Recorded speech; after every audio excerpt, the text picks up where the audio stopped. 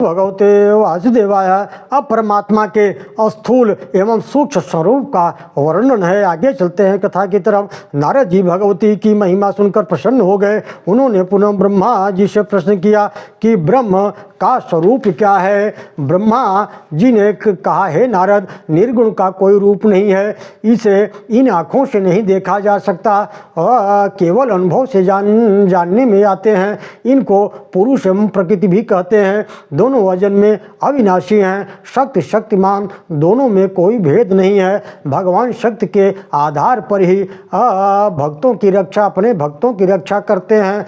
जब भी कोई विपत्ति आती है तो शक्ति ही सबकी रक्षा करती है। जैसे मधुकैटभ, महिषासुर, शुंभ निशुंभ को जब कोई परास्त नहीं कर पाया तो स्वयं महाशक्ति रक्षा करती हैं। इन्हीं शक्ति को महामाया, भगवती, जगदम्बा, इन नामों से, तमाम नामों से सुमिरन किया जाता है। शाक्त के अतिरिक्त लगभग सभी संप्रदाय शक्ति की ही सत्ता को स्वीकार करते हैं। यदि भगवान किसी पर प्रसन्न हो जाएं तो अनुग्रह करते हैं, यदि कुपित हो जाए तो वे निग्रह करते हैं। किंतु यदि माँ का अनुग्रह जीव को प्राप्त हो जाए तो जीवन भर संताप नहीं होता है। भगवती के हृदय में करुणा बसती है। या देवी सर्वभूतेषु दया रूपेण संस्थिता, नमस्तस्यै नमस्तस्यै नमस्तस्यै नमो नमः। या देवी सर्वभूतेषु मातृ रूपेण संस्थिता, नमस्तस्यै नमस्तस्यै नमस्तस्यै नमो नमः। या देवी सर्वभूतेषु शक्ति रूपेण संस्थिता,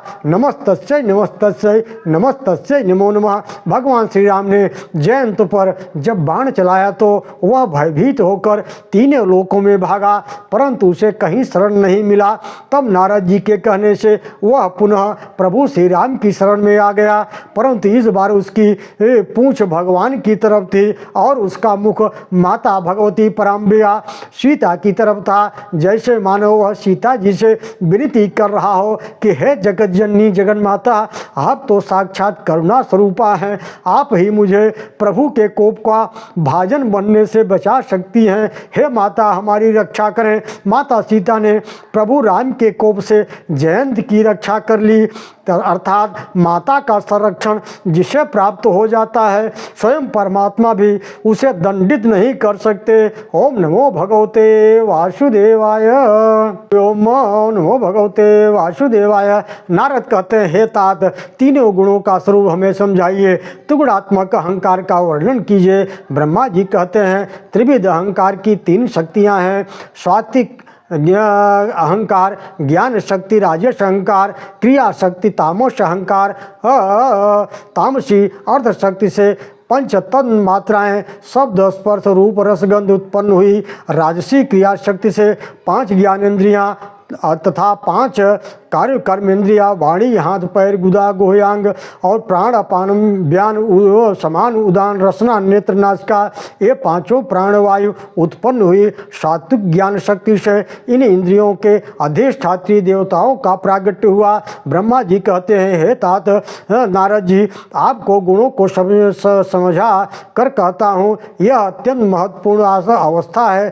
सत्व गुण ज्ञान, प्रमा, शांति, संयम, ध्यान और भक्ति की भावना को प्रकट करता है। यह गुण मानसिक स्थिति को संतुलन और शांति की ओर प्रवृत्त करता है। यह ज्ञान और संवेदनशीलता की स्थिति की ओर संकेत करता है, जिसमें व्यक्ति आत्मा की ऊंचाई को अनुभव करता है तथा इसका वर्ण सफेद है। रजोगुण प्रवृत्ति, उत्साह, बेचैनी, लालसा, अव्यवस्थितता को प्रकट करता है। यह गुण आत्मा को संबंधित और आवश्यक कर्मों से प्रवृत्त करता है, जिससे व्यक्ति संसार से जुड़ा रहता है। रजोगुण आध्यात्मिक विकास की प्रक्रिया में आवर्ती है और व्यक्ति को संघर्षों और आत्मनिग्रह के साथ निर्माण की दिशा में मदद करता है। इसका वर्ण लाल है। तमोगुण जो अज्ञान, असंयम, आलस्य और मोह की प्रवृत्ति को प्रकट करता है। यह गुण आत्मा को माया, अज्ञान और विद्या की ओर खींचता है, जिससे व्यक्ति अपनी आत्मा के अशुद्धता का अनुभव करता है। तमोगुण के प्रभाव से व्यक्ति मानसिक, सांसारिक और शारीरिक पर असंतुलन, अविश्वास और असमर्पण की स्थिति में पड़ सकता है। ब्रह्मा जी कहते हैं कि हे नारद जी, ये गुण परस्पर विरोधी होते हुए भी यह एक दूसरे के सहायक होते हैं।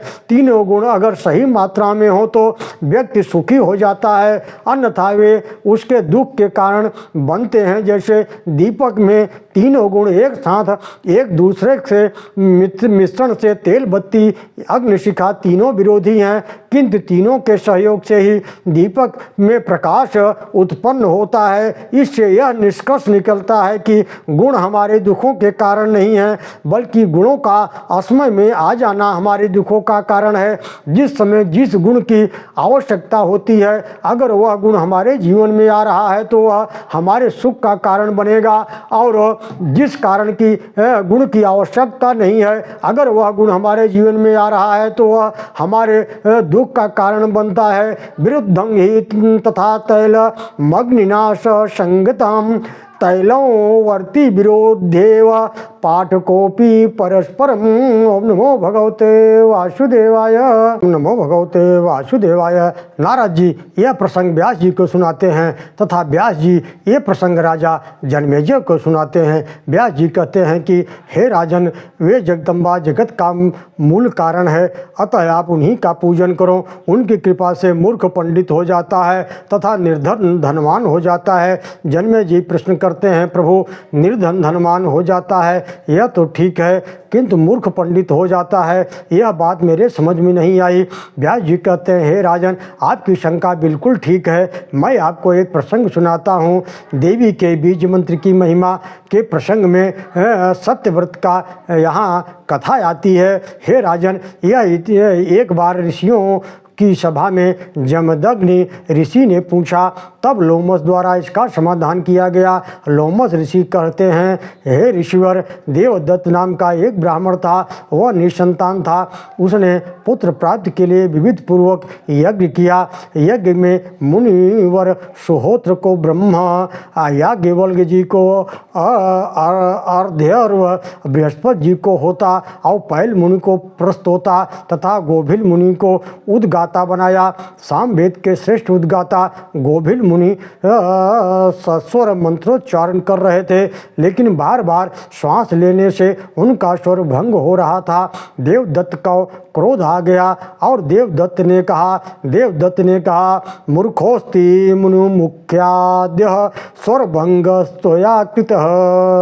हे मुनि, आप मुख्य हैं, आप मूर्ख हैं जो आप स्वरभंग कर रहे हैं। गोभिल कहते हैं, हे देवदत्त, प्राणियों के शरीर में श्वास आती जाती रहती है, उसे कोई रोक नहीं सकता, लेकिन तुमने मेरा अपमान किया है, इसलिए मैं तुम्हें श्राप देता हूँ कि तुम्हारा पुत्र मूर्ख और गूंगा होगा। बाद में जब देवदत्त ने क्षमा मांगी तो गोभिल ऋषि ने प्रसन्न हो गए और उन्होंने आशीर्वाद दिया कि आपका बेटा पहले तो मूर्ख होगा, लेकिन बाद में भगवती की कृपा से वह परम विद्वान हो जाएगा। यज्ञ के पूर्णाहुति के बाद देवदत्त की पत्नी रोहिणी गर्भवती हुई। रोहिणी नक्षत्र में पुत्र का जन्म हुआ और राजापुर ने पुत्र का नाम उत्तथ्य रखा। धीरे धीरे उत्तथ्य बड़ा होने लगा। यज्ञोपवीत संस्कार होने पर भी वह यज्ञोपवीत धारण नहीं करता था, वह निरक्षर ही रहा। उत्तथ्य की सर्वदा निंदा होने लगी तो उसने घर छोड़ दिया, वन में चला गया। गंगा के किनारे एक सुंदर पर्णकुटी बनाकर वह वनवासी का जीवन व्यतीत करने लगा। एक निष्ठ होकर वहीं रहने लगा। मैं असत्य नहीं बोलूँगा, ना सत्यम प्रवीम्यम हम, धर्म न दूसर सत्य समाना। ऐसी दृढ़ प्रतिज्ञा करके ब्रह्मचर्य व्रत का पालन करते हुए वह उसी सुंदर आश्रम में रहने लगा। वहाँ निवास करता हुआ वह ब्राह्मण सदैव सत्य भाषण करता था और झूठ कभी नहीं बोलता था। इसकी इस सत्य निष्ठा से प्रभावित होकर लोगों ने इस ब्राह्मण का नाम सत्यव्रत रख दिया। इस प्रकार उसे वन में रहते हुए 14 वर्ष व्यतीत हो गए। ओम नमो भगवते वासुदेवाय। एक शिकारी किरात ने एक सूअर को अपने बाण से बेध दिया। बाणों से विधा हुआ वह सूअर मुनि के पास आ गया। उसका शरीर रक्त से लथपथ देखकर मुनि का हृदय व्यथित हो गया तथा करुणा से भर आया। अनायास ही मुनि ने ऐंग ऐंग बिंदु रहित शाश्वत बीज मंत्र उच्चारण किया। ए करके यह बीज मंत्र अनायास ही उनके मुख से निकला। वह सूअर आश्रम के ही किसी झाड़ में जाकर छिप गया। इतने में वह शिकारी किरात वहां पहुंच गया। सत्रवत से शिकारी किरात ने कहा, हे विप्रवर, वह सूअर कहाँ गया? मेरा पूरा परिवार भूख से व्याकुल है। वह सूअर मेरे बाण से घायल है। मुझे पता है आप झूठ नहीं बोलते हैं। उस व्याघ्र के इस बार बार पूछने पर महात्मा सत्यव्रत मुनि बड़े असमंजस में पड़ गए। मन में सोचने लगे कि अब मैं क्या करूं जिससे मेरा सत्यव्रत नष्ट न हो और मुझे यह भी न कहना पड़े कि मैंने उसे नहीं देखा है। सत्यम न सत्यम खलु यत्र हिंसा दयान्वितं चा नृतमेव सत्यम हितम नराणाम भवति हैन तदेव सत्यम न तथान्यथैव। वह सत्य वास्तविक सत्य नहीं है जिससे किसी जीव की हिंसा होती हो, तथा वह असत्य भी सत्य ही है जो दया से युक्त हो, जिसके द्वारा प्राणियों का कल्याण हो, वही सत्य है, और जो इसके विपरीत है वह असत्य है। हे व्याध, जिस आँख ने देखा वह बोल नहीं सकती, जो वाणी बोलती है उसने देखा ही नहीं। अतः हे व्याध, तुम बार बार क्यों पूछ रहे हो? या पश्यति न सा ब्रूते या ब्रूते सा न पश्यति। अहो व्याध, स्वकार्यार्थिन किम पृच्छसि पुनः पुनः। मुनि के ऐसा कहने से वह व्याध अपने घर चला गया। इस प्रकार वे सत्यव्रत नामक ब्राह्मण दूसरे वाल्मीकि के समान महान कवि हो गए।